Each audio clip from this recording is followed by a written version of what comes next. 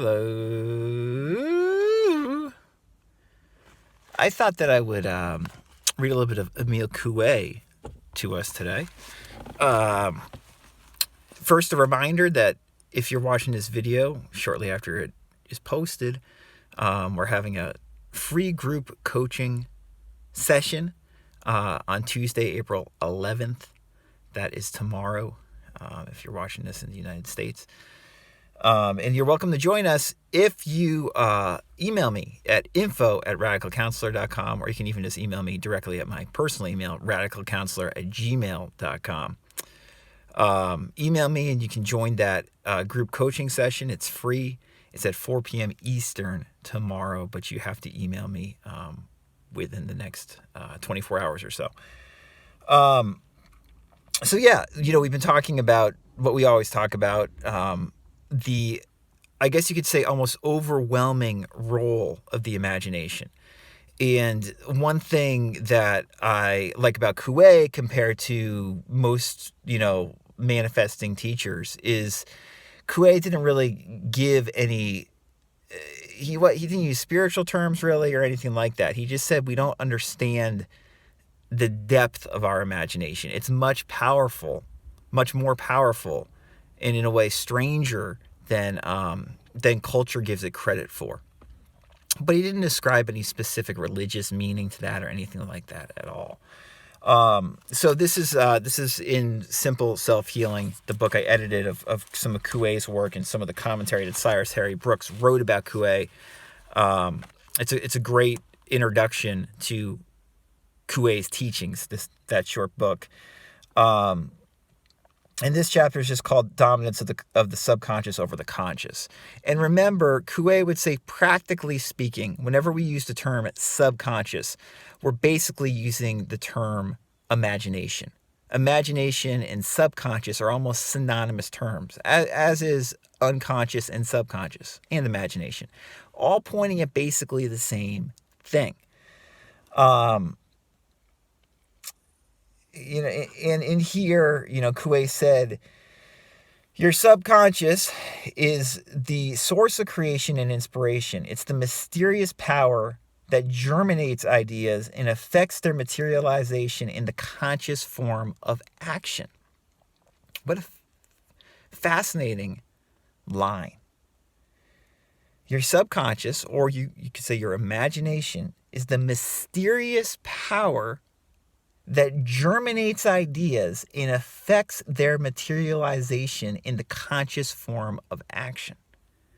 So the action that we perform, the conscious action we perform, how we go about our lives, is really dictated by our imagination, by our subconscious, and by our previous thoughts and feelings and beliefs that we have accepted.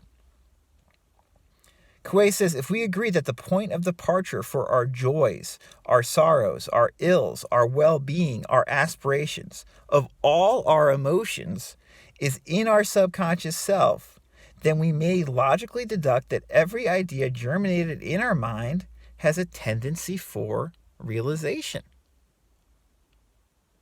This is manifesting, folks. This is the law of assumption. This is the law of attraction. This is whatever you want to call it.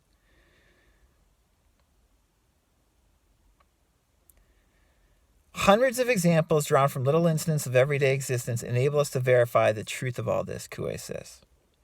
To illustrate action of thought on the emotive faculties, we only have to remember any grave accident or harrowing spectacle of which we've been a witness to. Immediately, you feel the sensations of pain and horror, with greater or lesser intensity according to our individual temperament, right?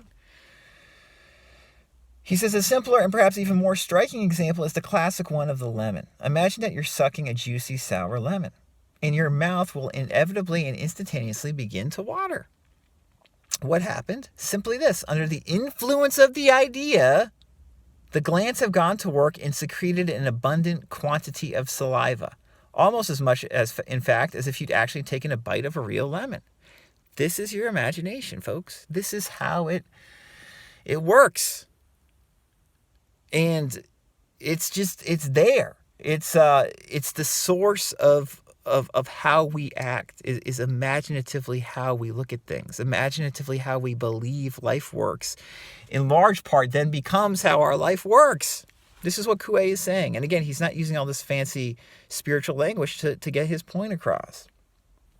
He says, just think of a scratching chalk pencil being drawn perpendicularly over a blackboard. I don't know if younger people remember this as much, but a piece of chalk over a blackboard, the screech, you can't avoid shuddering and screwing up your face under the shock, while contracted nerves send a shiver from the back of the head all the way down your spine, Coué says.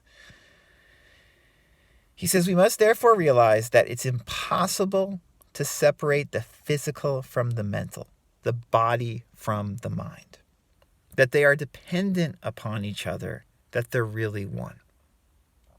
So this is what Coué is emphasizing, and what we're always trying to emphasize here, right? That you can't separate your imagination from everything that happens, from your body, from the physical world. Your imagination has an effect on your physical world.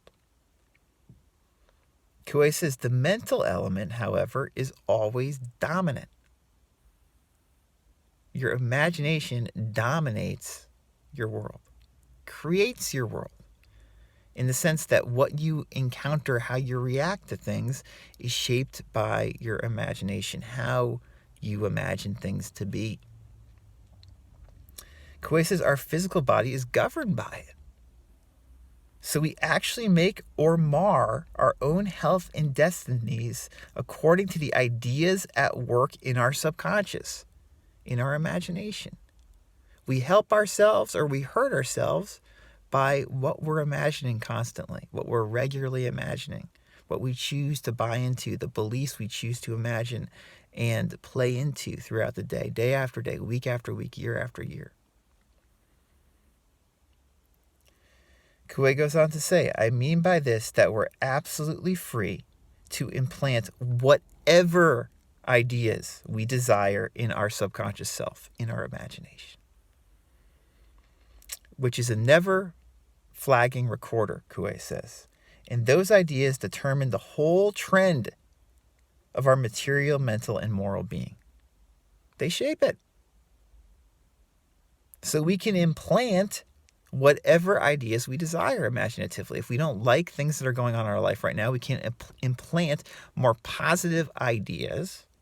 And if we do this persistently, gently, patiently, inevitably they start to flower in our world in some way or another, in some significant way, because the imagination is the dominating faculty of man, as Coué likes to say. He says it's just as easy to whisper into our receptive subconscious self the idea of health as it is to moan over our troubles. And those who do may be certain of the result because, as I hope I've shown you, it's based on nature's laws. The mind and body are one, but the mind plays a much bigger role through our imagination, through our subconscious, than most people suspect. That is so much of the stuff that we're always talking about in a nutshell, which is what's great about Coué. So yeah, feel free to email me if you want to join us tomorrow for the group session. If you haven't checked it out, Simple Self-Healing, very good introduction to Émile Coué. Until next time.